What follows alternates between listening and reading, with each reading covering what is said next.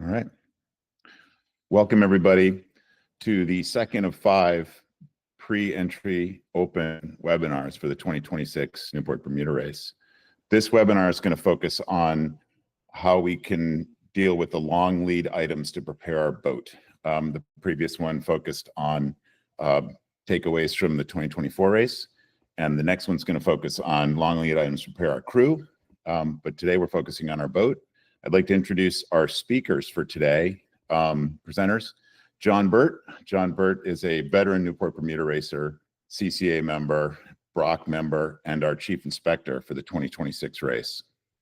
Speaking about insurance will be Kylie Prime, vice president of the private client group for Starkweather and Shepley Insurance. She's located here in Newport. Nate Oberg, specializing in commercial marine insurance. He's a former marine professional on the bridge and in the boatyard and has sailed to Bermuda numerous times. Nate is reporting actually today from Bermuda. And Paul Murray is the recreational marine and yacht specialist with Starkweather and Shepley. He's a licensed captain with significant Bermuda Triangle navigation experience. And our last presenter is going to be Chris Williams. Chris has been a sail designer for 30 years. He's a veteran Bermuda racer starting in 1996 and now has 7 races to his credit. He's won many offshore races, though I believe is still seeking a Lighthouse trophy. He's currently in charge of Code Zero development at North Sails. And so now I'd like to kick it off with John. Give us a little overview about boat prep topics from the inspector's position. Thank you, Andrew, and glad to be here. So, as Andrew said, this is all about long lead items from a boat preparation perspective. And my vantage point here is really to talk about it from the perspective of what we're going to inspect and what we're going to look at and expect to find on board as the race gets going. So, Kate, if we can move to the boat preparation slide, please. I want to start by saying that throughout this presentation, I've put a bunch of numbers that you'll see associated with the slides. Those numbers refer to the NBRSR, the Newport Bermuda Race safety requirements. And really, it's a way to reference back to some of those standards if you want to look at them after this presentation so that you can do some work on your own working on the boat. Really, what I want to focus on here is to say it can be a crush that spring before the race starts. And there are some things you can do to get ahead of the process. And by getting ahead of the process, it'll make your life a lot easier in that last spring as the crew gets ready and as the time gets short. So, Kate, if you could switch the slide, please. I want to start with an area that I think of as sort of things on a boat that you need to secure, need to make sure are attached, make sure when you've got them on the boat, they don't go anywhere. And really all of these are covered under the NBRSR 1.5, the section 1.5. So you'll find notes about stoves and, other pieces are here. Some highlights to think about when you're doing this. We all think of the stove that we have on our boat and it's happily gimbaled and rolls back and forth when we, when the boat heels. But there's a way to install that such that if the boat really takes a knockdown, that stove doesn't come out and go flying. And so there's a place that could be looked at and addressed before you get to the point where things need to be inspected. Another couple that take a long time to think through for a first-time boat is how do you secure the floorboards? How do you secure the bunk boards? Again, if you think about the boat taking a knockdown, the last thing in the world you want is more stuff flying around. And so thinking a little bit about how to keep those things which are heavy, that keep those things which can cause damage if they fly around from going anywhere. So we've seen any number of solutions to that. They're really boat specific. I don't want to get into details, but this is worth thinking about in advance. Lots of people stow their anchors below when you're racing for the weight placement and other things. And so how does that anchor stay where it's supposed to be? Because nobody wants that moving around. Tools and containers, another good example of that.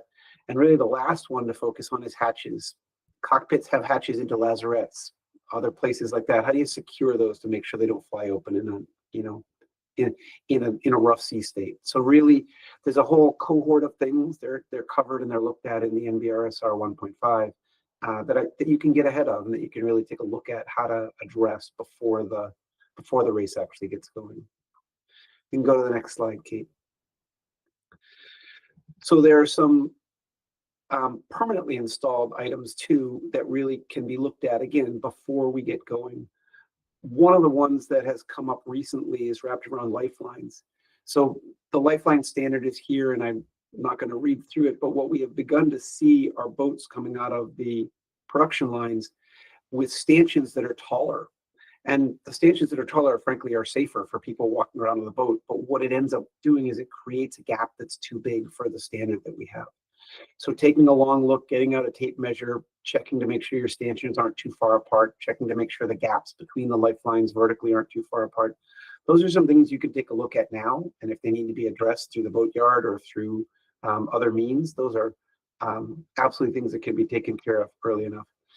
I guess let me back up a half a step and say, for any of these questions, for any of these concerns, if you would like to engage with us in the inspections process, there's an email address, inspections@bermudarace.com, and we are more than happy to engage with those conversations now so that you have a good sense for what it is you're trying to work against as time moves on.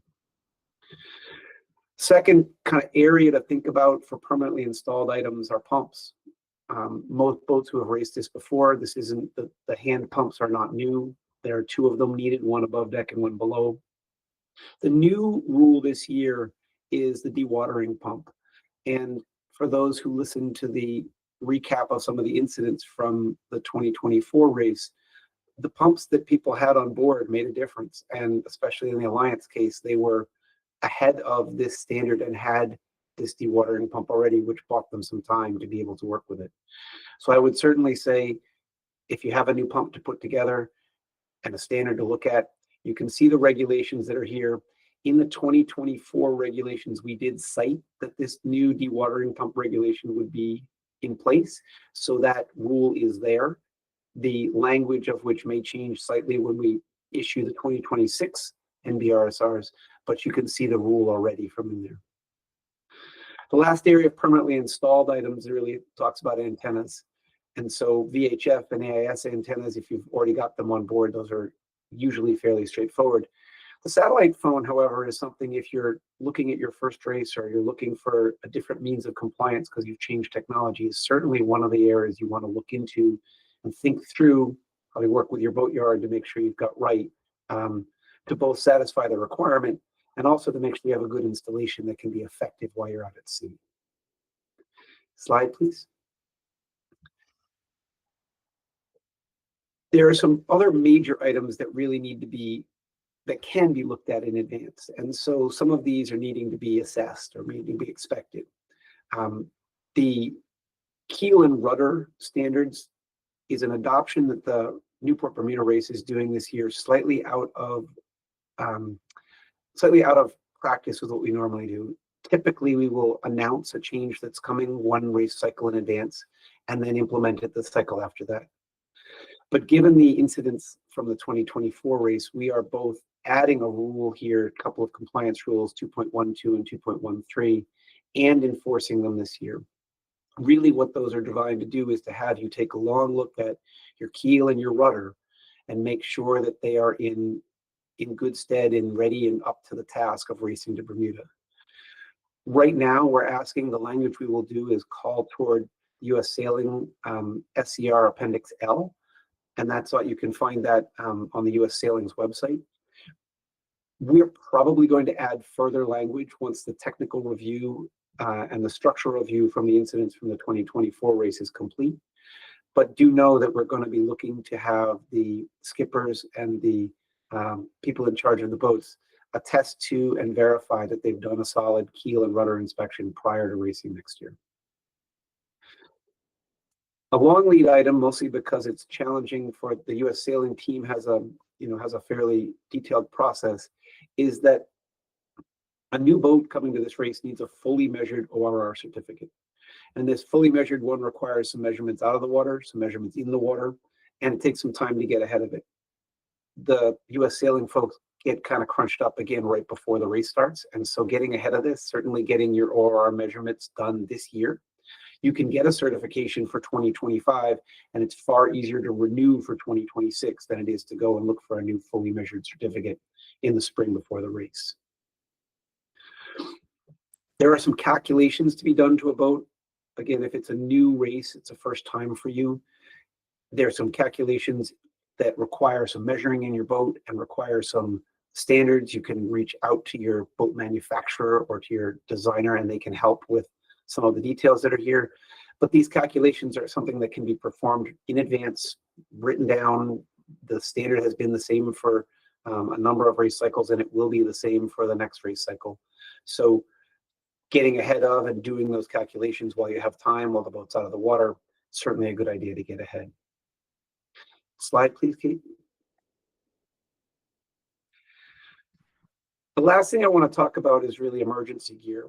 There's a number of pieces of emergency gear that we require, as you can see through the standards that we have here. And knowing what you have, knowing how it fits, and knowing how you use it is really important. And trying to do that at the 11th hour, especially late in the spring before the race starts, can be challenging. Fitting your emergency tiller and actually trying to use it is a great thing to practice in the middle of the summer. Are you doing with a storm trysail, or are you going to use a third reef in your mainsail? That's a choice that can be made, again, checking on the standards that are here. But if you do use a storm trysail, get it out, put it up, try it out to make sure that we don't need to do anything to the boat to ensure that it can work the way you expect it to. And that really includes thinking about where your sheeting angles will be, thinking about turning blocks and winches. The boom preventer is something that is a important piece of gear that needs to be thought through as well. There are lots of ways to solve for this problem, but it may or may not be something that you have as a piece of gear already in your boat. And the last one, from a practice perspective, it's really captured in the training area of the NBRSRs, is how will you steer in the event of the loss of a rudder? Maybe your rudder gets bent over and can't move. Maybe it's been dropped out of the boat for some reason. But there are means and ways of steering in the event of a loss of a rudder, and trying to prepare the gear and the way you want to do it and practicing with it is really important. And I guess my final takeaway I would say to everybody that's here is all of the things we just talked about, once they're there, is practice with it. Make sure you're familiar with it. Make sure you're comfortable with it. It's much easier to figure out what doesn't work in Buzzards Bay and Cape Cod Bay and Long Island Sound than it is to discover it doesn't work 100 miles offshore. And Andrew, with that, I'm going to turn it back over to you.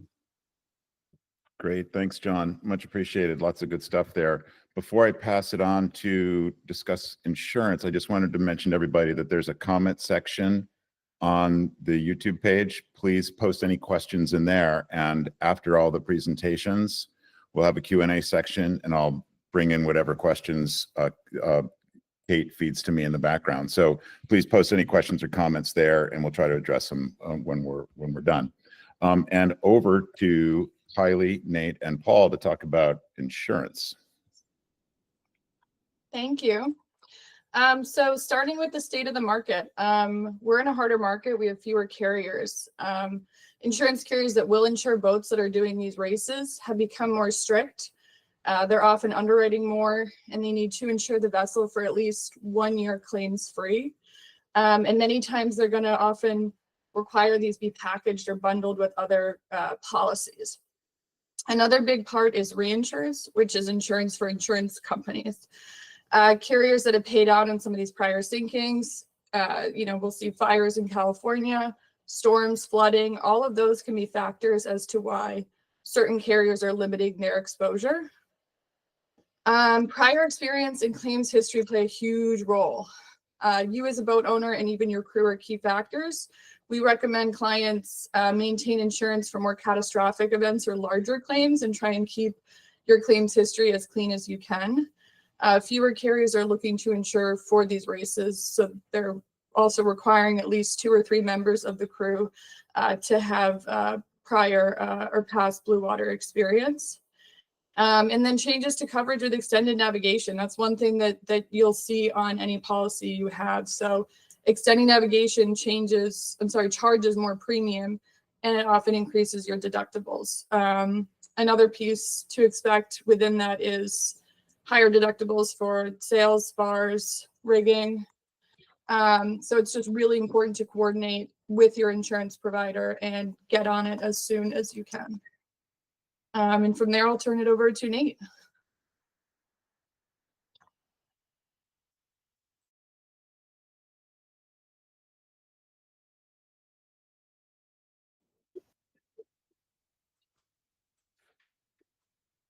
anyone else think? We can move right on into Paul's and go back to Nate's if you'd like, or Yeah. Well, good evening, everyone. You know, kind of to dovetail off of what Kylie said, anytime we're looking at a risk and we're looking to place coverage or secure coverage, we're always trying to prevent a loss versus responding to a loss. So as advisors, one thing that we try to do is we put our underwriting hat on first and foremost and try to provide the underwriter with the information that they're going to need to make sure that we're going to be able to find the best coverage with the best pricing for the client. So some of the examples that we see in the conversations we have with our underwriters are highlighted here. And they're not a surprise, they're pretty common. So having a qualified captain and crew with prior experience and credentials is probably first and foremost one of the most important things from an underwriting perspective, right? Especially when you're sailing and having open water, blue water, itinerary or whatnot. So being able to provide a robust resume with prior experience, credentials, and showing the underwriters that that experience is there is always beneficial to you vetting that risk and offering terms. Provisioning a well-executed navigational plan, especially with the racing scenario, is key. I think that is probably one of the most important topics, due to weather and unforeseen variables that we can't control. Executing a navigation plan and sticking to it and having contingency plans in the event that, you have to divert and weather changes is crucial. So that's another thing that the carrier is going to look to is, do you have a plan? Is there a contingency plan in place? And, what does that look like? Obviously, routine maintenance of the vessel and to ensure all the operating systems are properly operating and working and functioning is crucial as well. God forbid you're in a situation and you're, offshore, the last thing you want to do is have to deal with, engine failure or some type of, mechanical operation that's not functioning. So making sure that all the systems are working and properly functioning is very important. And Nate will probably touch on it in his slide, but that could be highlighted in a recent survey. And most carriers are looking for recent surveys anywhere between 3 and 5 years. And especially if there's a refit or you put any improvements into the vessel, we definitely want to make sure that we're noting that in these surveys and providing that to the carrier so they have that on record. And then again, maintaining up-to-date safety equipment, making sure the fire extinguishers are all properly certified and tagged, making sure that the life jackets are readily available if you need them, and just making sure that you have a risk management procedure in place and a checklist. God forbid you are in the event that you need to, seek safety. And then last but not least is, having some periodic training for the fire safety and emergency procedures, kind of back to that risk management checklist. Being able to provide as much information up front to the carrier to show them that you're the best risk possible is always going to be in the insured's best interest to not only secure coverage, but to get the most competitive pricing. So those are just some ways that, again, we look at preventing loss versus responding to it.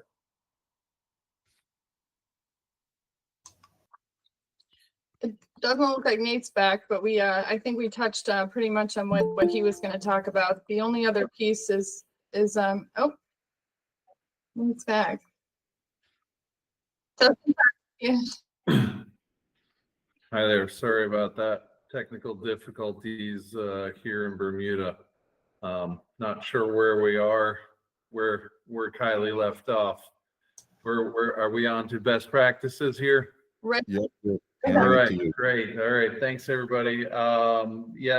So best practices, what we want to do here is we want to make sure that we're going out to our carriers to obtain coverage at least a year in advance. And when we are going to these carriers, we want to make sure that to show them that we're being proactive. Be proactive with one, creating your offshore your offshore lists, your safety checklists. Go through in detail. Notify the carriers that you are doing this when you are going offshore. That you're going through doing your jack lines, making sure that you have proper PFD for everybody. If you can show that you're being proactive to these carriers, they're going to be much more inclined to provide insurance.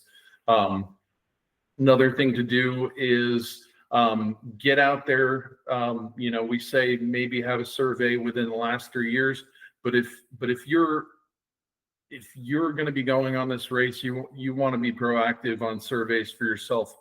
Surveys and inspections. I mean, it goes off of what John was saying just a moment ago.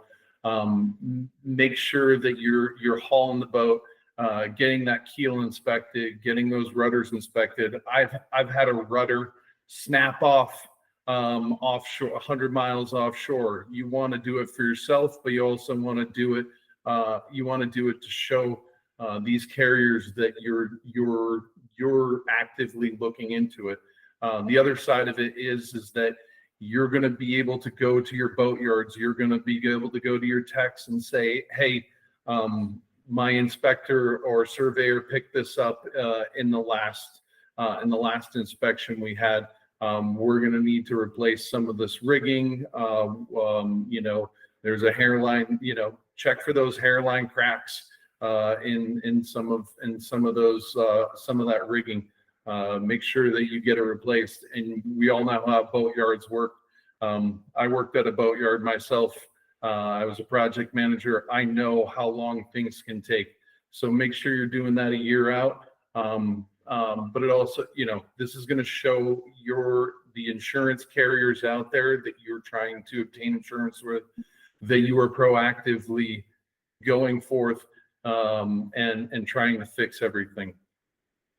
This makes you a much more desirable insured, makes you a more desirable person and vessel to be for them to want to come at you and insure. The other thing is that we're going to want to provide sailing resumes, not only for the owner but potentially for crew. If you have experienced crew members, if you've had guys that have done the Bermuda Race 3 different times, on different vessels. If the owner has done plenty of blue water sailing, you want to make sure that is all listed. You compile that all together. That helps us write the story for when we are going to these insurance carriers, because it's not one size fits all. It is us trying to make sure that you are a desirable insured. That's about what I have for this go of it. I'm going to pass the rest of it on to Paul. Thank you. Thanks, Nate. We covered Paul's component while you were trying to get reconnected. So I think we're moving on to the actual sail part of sailing with Chris Williams. Chris, take it away. Hi, Andrew. Thanks very much. Appreciate it. We're excited to be a partner for the Bermuda Race, and I enjoy the opportunity to talk to everybody here. We'll move on to the first slide, Kate, if you haven't already. I'd like to talk about not the details of your sail inventory, like how you get your sails serviced or make sure that the sails are inspected and going to be safe and functional for the whole race, but more about my expertise, which is how to make a perfect inventory. And I think that's a little bit of a paradox, because just like sailboats, all sails are inherently a compromise. A sail that works in 5 knots doesn't work in 25 knots, and one sail that works really great in 8 knots might not be as fast in 10 or 12 knots or something. So as we're looking over a client's inventory, we'd like to really focus on gaps in the inventory and making a inventory that's cohesive throughout the wind range and conditions that you're expecting to sail in. And so because of this, I don't think there is a real, quote unquote, optimized sail inventory. I like to think that you really just need a cohesive inventory that works together. Obviously, if you're racing a race like the Transpac, you might have a different inventory than a Bermuda race, or just because you had a really good inventory and the 2022 Bermuda race won't mean that that inventory would be very good in the 2024 race, which was a reach race versus a run race. So it's important to make sure that all your sales work together really well, and that one thing I like to really look into is how to play into your yacht's strengths and weaknesses. So, for example, if Bermuda race notoriously races a lot of different style boats together in the same classes. So you might be on a XP44, for example, which might have small jibs and a big main and doing a bunch of reaching against a big S&S 61 or something that reaches really well with Genoas and stuff. So, if that was the case, I would be wanting to try to figure out how to make my reaching sails better, more reach a lot better than just jibs would. So you would probably look into how your boat works versus the boats you're racing against to make sure that you're covered in all conditions. Other factors that you really have to think about are, what is your budget? How many sails do you have that you're planning on replacing? When are you going to buy the sails and test them out? You need to understand the number of sails that you're allowed. Keeping in mind, a really good sail inventory might not have the maximum number of sails on the boat. If I'm racing a race and I'm in charge of the sails that go on the boat, if we do the race and a sail stays down below the whole time, for me, that's a failure on my part in picking sails that we didn't use. Granted, you need to be covered, and certainly there are certain safety rules such as having ORC, heavy weather jib, storm trysail. Hopefully you don't need to use those sails, and they'll need to be on the boat. But if you dragged along a A5 in a race when it was a upwind race, that's probably not good preparation. I'm trying to figure out what sails to bring on the boat. I guess the point is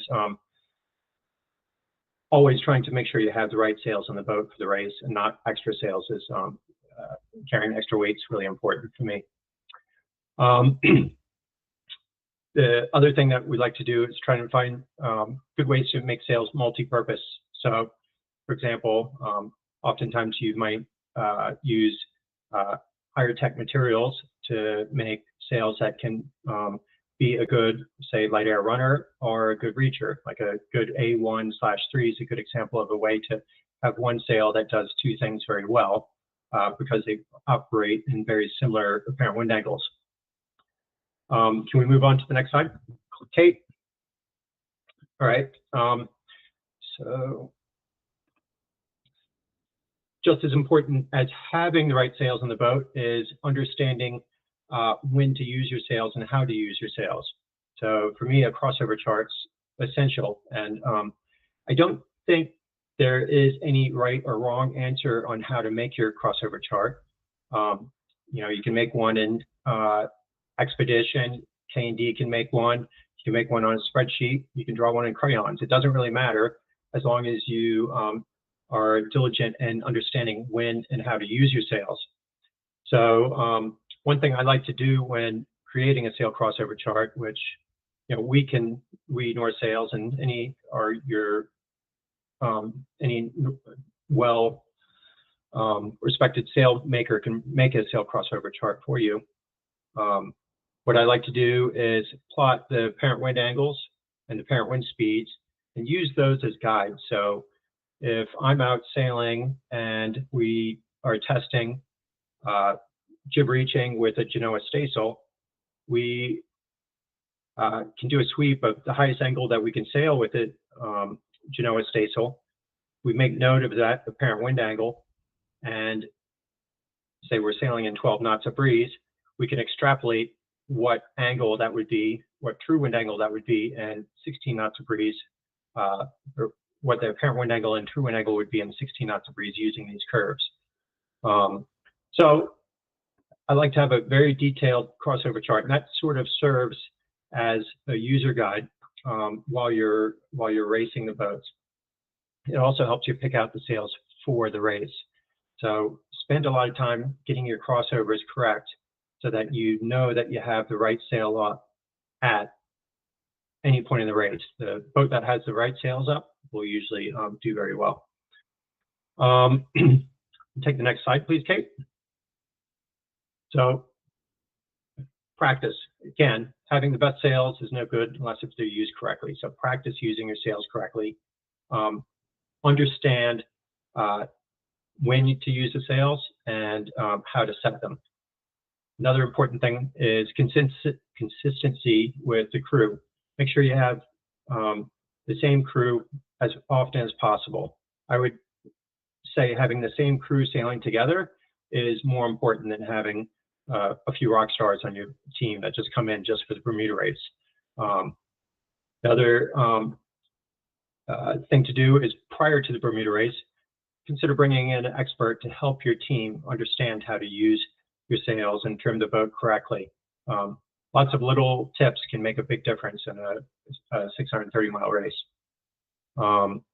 Every time you're using your sails, take notes on where the sheeting points of those sails are, you know, how high the tweaker might be on a code 0, or what the lead angle that works best on a Genoa staysail might be, so that when you do set the sails, you hoist them, you trim them, and you're set right away. The crew can get on the rail and start hiking, and the boat can go fast right away. Also understand in crew and sail changes, sometimes you might be having your code 0 up, which requires multiple winches for your halyards to tacks. You have your Genoa staysail up, which might be taking up another winch, and all of a sudden it's getting windy and you need to reef, and you look around, you're like, oh, what winch are we going to use? We don't have any more winches or something. Try to plan in advance who's going to be doing what in a maneuver and what winches and stations and stuff that everybody's going to use. So I would, in a reaching race, like Bermuda race typically is, I would practice a lot reefing and unreefing with the fewest number of crew off the rail and in different conditions. So it could be an upwind reef scenario, or it could be reaching. Reefing while you're reaching is one really quick way to improve performance. Just lowers the center of effort of the whole sail plan. It allows you to trim your front sail harder, which takes load off the helm and reduces rudder angle, and the boat will go faster. And it'll make it easier to drive through waves and stuff like that. Another important thing to do, maybe not necessarily for the Bermuda race, but certainly in races like the Round Block race or Ida Lewis race where you're rounding marks, is to know how long it takes to make changes. So if you're coming into a mark with your jib up, it's really nice to know how long it's going to take you to change to a code 0 for the next leg, so that one, you're not wasting too much time with crew not being on the rail hiking the boat down, but also when you get to that mark, you can have the sail in the air, you can douse the other sail on furl or whatever the maneuver is, and make sure that you're sailing at 100% all the time.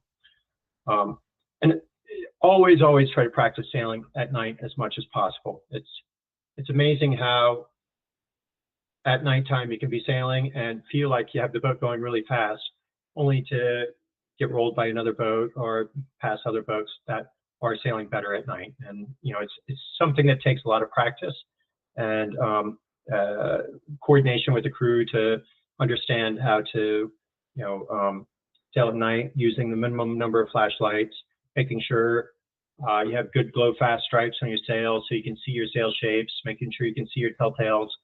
All these little details are super critical to maintaining the optimum trim the whole race. And also, I think one of the most important things, and this took a while for me to understand, is really making sure that whoever's in charge of making the sales, making the sale calls, really takes that on. If you're in changing conditions, it really can't be a democracy on the boat saying, well, I think we should peel to the A3 now, and somebody else says, well, let's hang on a little longer and put the throw up or the code 0. Whatever the maneuver is, somebody needs to make the call, and they need to have the information at their fingertips right away to make the right call.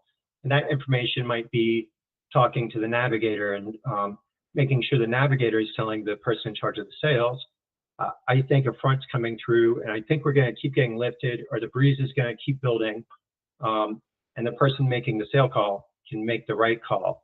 It also takes a lot of pressure off the person making the sale call, so that if the conditions do change, that person did the best job they possibly could with the information they had, rather than putting the pressure on the person making the sale call, not only to call for the change, but also to try to think himself what sales should be up. Next slide, please, Kate. Another thing that has been developing lately is tweeners, outriggers, and pirate setups, or triple head rigging. I think this is a trend that you'll see mostly in race boats, and just because race boats are triple head rigging or using outriggers or tweeners doesn't necessarily make it right. So first off, what is a tweener? For as long as I can remember, up until probably 5 years ago, you were not allowed a sail that had a mid girth that was greater than 50% or less than 75% of the foot length in the middle. So that basically meant you could have head sails that are like jibs, or spinnakers that are like a big spinnaker as narrow in the middle as a code 0. As boats have gotten faster and faster, the sails have had to get flatter, and as sails get flatter, you need to have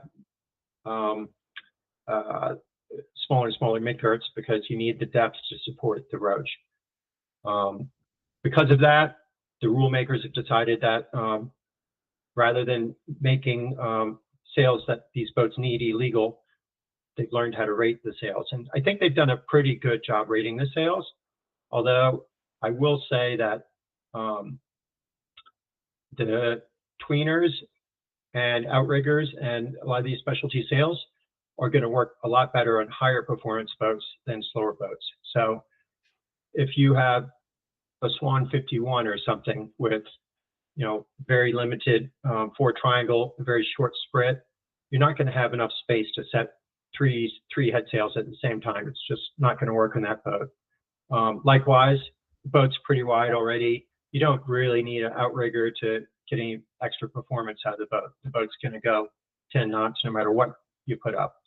However, if you have a sportier boat with a long sprit and adequate spacing between the sails, you will be able to reach better with three sails up at the same time. Same goes for tweeners. I don't think tweeners are for all boats.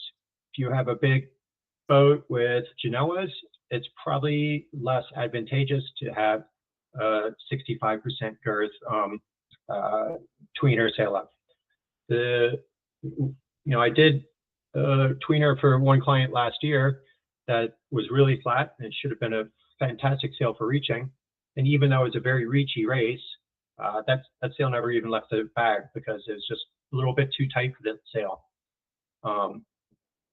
Which brings me to weather scoring. And I do think that weather scoring helps out a lot with letting you optimize your boat versus the boats in your class. So like I said before, if you think your boat's a little bit weak in one condition versus the fleet, maybe you can tweak your sails a little bit to optimize for the condition that you're weak in.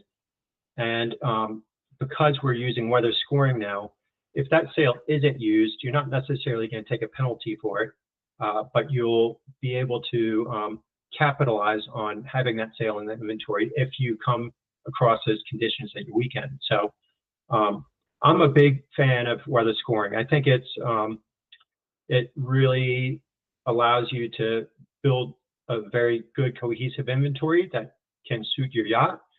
But at the same time, I don't think in the past you would have gotten huge penalties for having some of these specialty sales, and you might not have used the sale. So it's been a really good change that the sport's made, and I'm a very big fan of it. I think that's it for me, Andrew. If you guys wanted to move on to the questions. That's great. Thanks, Chris. That was very informative.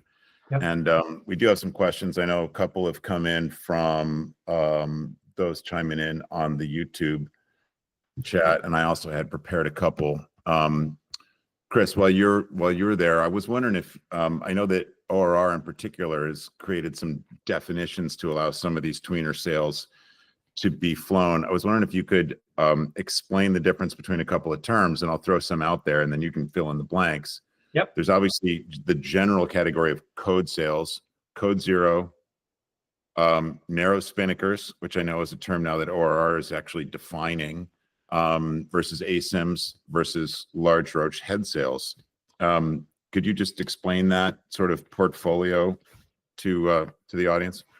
100%, yeah, no problem. So starting with a regular Ginniker, that's going to be any asymmetrical sail where the mid girth is greater than 85% of the foot length. So again, to get a big girth, you need a deep sail. So it's typically going to be a running sail in all but the fastest sailboats. Narrow angle reacher is going to be one with a 75% girth to an 85% girth sail. So an A3, for example, will typically fall in that category, but it won't take as heavy of a penalty as a tweener or a code zero.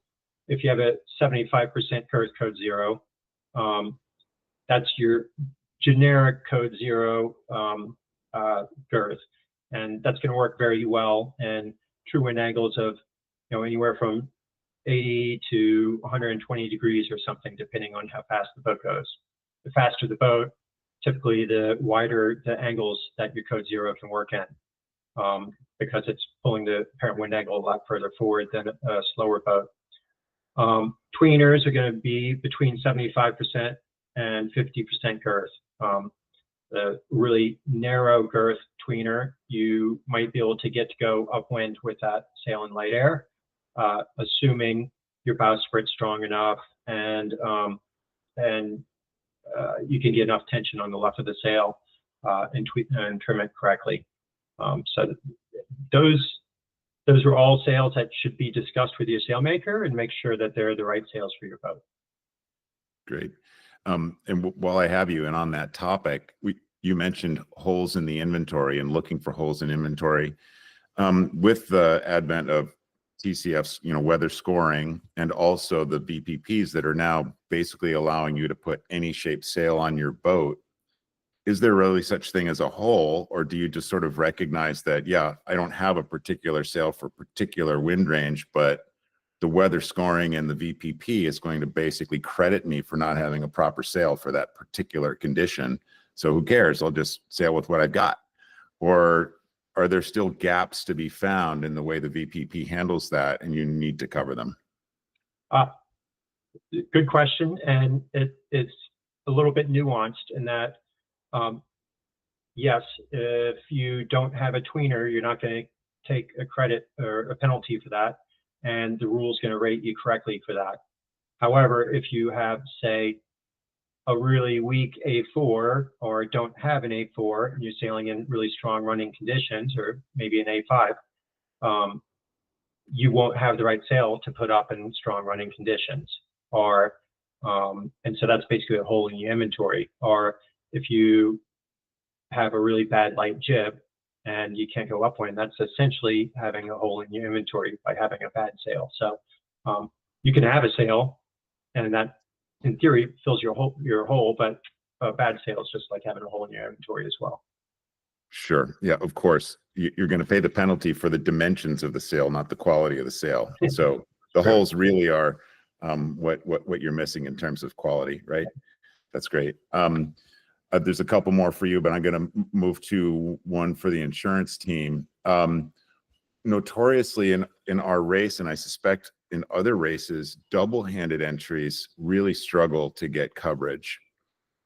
Is it something where the insurers just are not writing coverage for double-handed entries, or is it just harder to get? And do you have any tips for those who are double-handers that need to get coverage for the Bermuda race?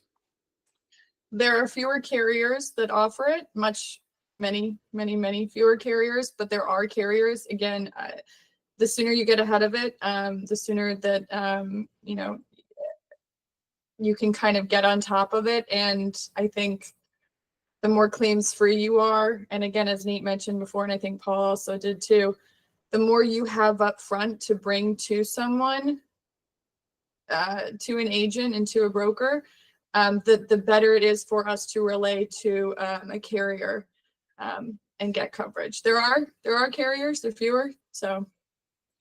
Yeah. Do you have any specific tips for double-handed entries? Because I know that your guidance so far has been, you know, good. And for most of our entrants, which are, you know, say 85% of the fleet is fully crewed boats, they have a lot more to rely on in terms of resource to present to a carrier. For double-handed entries, it's a much thinner, you know, list. What are any specific tips for them? Start early. Start early with your broker.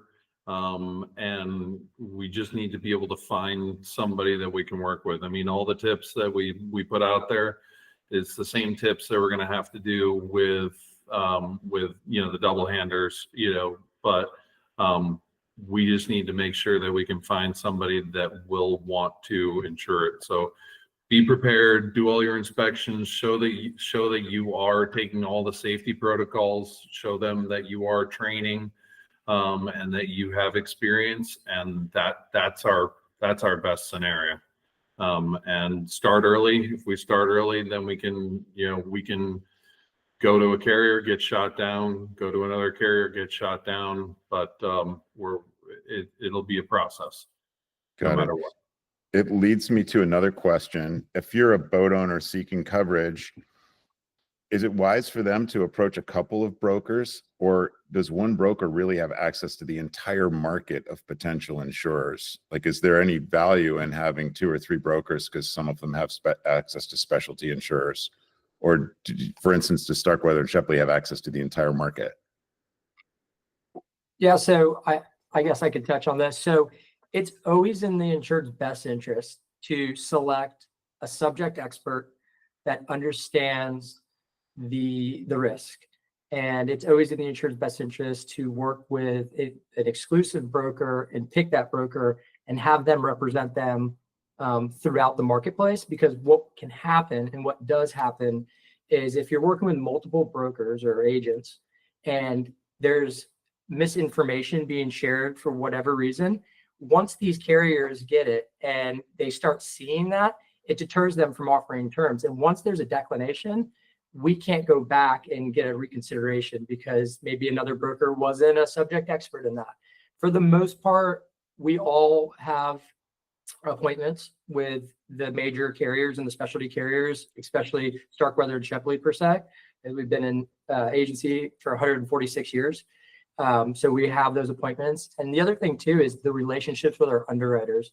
When you are dealing with rec marine, sailing, yachts, day in and day out, we have a really strong relationship with those underwriters, and we're able to tell that story, articulate the scenario, and that really resonates with them versus maybe having somebody who's not a subject expert, who is just kind of transacting the business, so to say, and not really being a fiduciary. So regardless, I always encourage the client to select a broker and use them, as their advisor.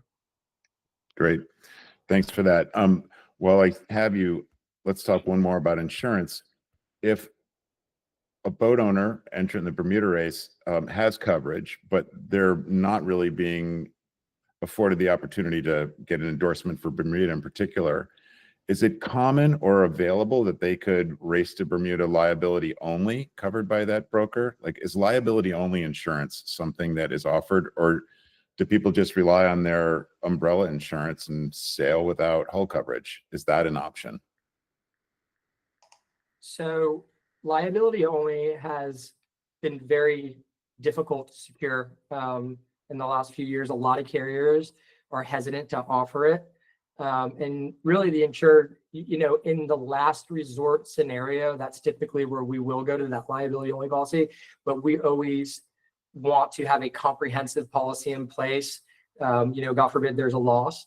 And the other thing too, when it comes to a personal excess liability policy, or what is commonly referred to as an umbrella policy, you have to be very careful with the language in that contract, because there's a lot of exclusions in there. And a few of those could be the Jones Act or the Longshore and Harbor Workers Compensation Act. And most carriers, it's on a case-per-case basis. It's very carrier specific, but most carriers do not want to list that vessel on a personal excess liability policy, especially if it's in an entity like an LLC, for example. What we rather do is increase those liability limits as high as we possibly can on that policy first and foremost, and then look at excess P&I, in a secondary market, and even maybe a separate crew coverage policy. That way we keep church and state separate, and it doesn't have to, affect the insured's personal exposure. And one last thing too, I think that is super important to note is anytime you can consolidate your portfolio with your other personal assets, like your home, your vehicles, any other personal assets, that's how you're going to also maybe get some additional consideration to maybe endorse certain things that they wouldn't take into consideration, because you have more business with them. It's consolidated. You're dealing with one broker. And really that's always in the insured's best interest anyways, from protecting them from a financial, exposure and their net worth. So those are some of the, the tips that I would recommend. That's pretty much the, when it comes down to the liability, that's what we recommend and advise. Got it. Great. That's some great advice and some good strategies in there. John, I have one for you. This relates to the expected new rule in our regulations, 212 and 213 about keel and rudder inspections. What do you expect we're going to ask the entrants to provide to ensure they're in compliance with that rule? And I'm going to follow up with the second part of the question. You can answer them all at one time. I believe the SCRs do not offer a model inspection form. They offer some guidance, but there is a model inspection form on the OSRs that I suppose someone could fill out. What do you expect the race is going to ask? What are the inspectors going to be looking for to ensure that an entrant has complied with 212 and 213? Thank you. Yes, I expect this to be an ongoing topic, definitely. I think the short answer right now is we're waiting a little bit. We're waiting for that technical assessment to come out. I don't hate the OSR form. I don't know whether it's completely applicable. I think what we're going to see is an attestation requirement to say we need the PICs to look at and attest that they did the work. And we will set a standard and a set of requirements for that. But we need to shy a little bit clear of really prescribing exactly how to do that, so that we don't find ourselves being held accountable for the exact method that they do it. So there will be some latitude. We will discuss once we see the technical requirements whether there are some examples of outputs that we would be willing to accept. But I think it's a bit fluid right now, although I'm fairly sure that we will want more than just what is specified in Appendix L of the U.S. Sailing SCRs, which says a qualified person, which doesn't really define that, every few years, which really doesn't define what they do. So yes, I expect more, but at this time we don't really have a fully defined piece. We're in a bit of a limbo until we get that result from the technical assessment. Got it. Great. Thanks. So stand by on that one, but we know it's going to be something that we're going to expect people to attest to, right? That's true. There will definitely be a PIC attestation in writing saying we did this. We're okay with it. Got it. Good. Chris, one more for you. I know that the offshore office at U.S. Sailing and the ORR rule allows for trial certificates and testing various hypotheses in terms of boat speed for various dimensional configurations. What do you recommend as a strategy for boats to engage in that process? Or is the VPP good enough right now that doing trial certificates really isn't going to likely find a gap where the rule is, or the VPP is expecting you to be slow, but you're actually fast with a particular configuration? That's a good question as well. And I think sales are a very expensive investment. And before I would invest in a sale, I'd like to understand how it's going to affect the performance of the boat and the rating of the boat. It's always a little bit a shame if you invest in a very expensive sale and your rating goes up. Same time, usually your performance will go up at the same time. But I would work with your sailmaker if you're going to be changing any big difference in your inventory, say adding a code 0 or going from Genoas to jibs or adding a tweener to your inventory. All these little things will affect your rating. And I would get a trial cert for those sales and go back and forth with your sailmaker and try to understand if they think that you're going to get the performance gain out of the sale that your rating is going to change for. Got it. So contact you. You're going to put your phone number in here so everybody can reach out. No, I don't sell sales. Talk to your salesperson. Got it. John, one for you. I know that in our regulations, we require that boats demonstrate proficiency with some maneuvers or the use of some equipment. We're talking about long lead time items. Can boats demonstrate that by videoing their practice this summer? For instance, if we want them to demonstrate use of steering without a rudder, is that something that they could video this year? Like, do you have any, restrictions on when these demonstrations and practices occur? So the short answer is yes, there absolutely are some restrictions. We talk about in the training process that this training needs to be done annually. So within the technical rules of the process, as long as you're after June 20th and you're doing your practice, that's going to qualify.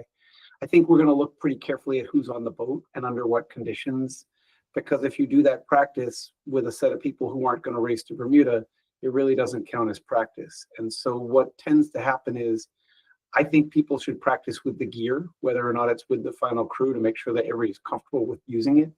But in terms of an inspectable trial run to say we have done this in compliance with the race, you're going to have to couple that within the year from the race and with the same crew on the boat to be able to do it. And so my suggestion would be, get the gear out, get it out this year, figure it out, practice with it, make it work, so that when it comes time to demonstrate it next year and you do your practice day, it happens to be an hour's worth of time in the middle to re-familiarize yourself with the gear and making sure you know how it works.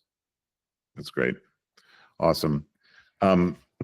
Unless, Kate, you tell me that there's other questions on the chat that we could pose to the group, I'm thinking we're right up at 8 o'clock and it's a good time to pause until our next one. Kate, anything from you?